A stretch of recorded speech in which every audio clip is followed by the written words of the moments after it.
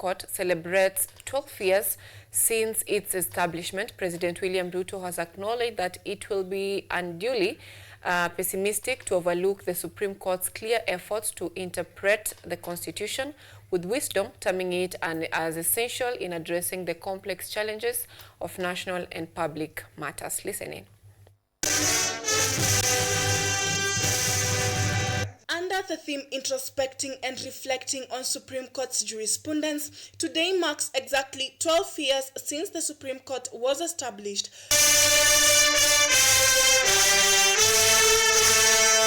President William Ruto termed the 12-year development as expansive, meaningful, and authoritative, adding that it has guided the judiciary in orienting the national ideology and resisted the temptation to compromise Kenya's values. The Supreme Court, therefore, serves a powerful symbolic role as the highest representation of the values and institutions of justice in our land and the fulfillment of people's determined quest for a judiciary grounded in inclusivity.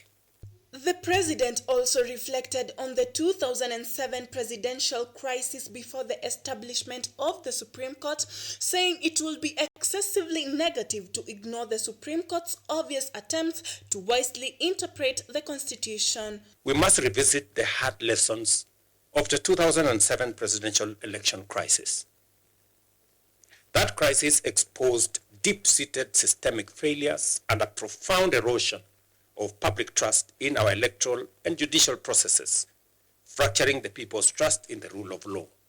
According to the Deputy President Kithure Kindiki, it would be unfair for any assessor to fault the performance of the Supreme Court, urging it to improve towards having a modern physical infrastructure. In the short time the Supreme Court of Kenya has existed, the jurisprudence has been quite groundbreaking, and on that front, I think it will be unfair for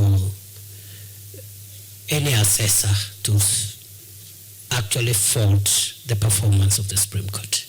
The Chief Justice of the Supreme Court of Kenya, Martha Koome, has said that through hearing and determining for presidential election petitions over the last 3 election cycles, the court has set critical benchmarks for conducting free, fair, and transparent elections, therefore playing a transformative role in shaping the country's socio-political development.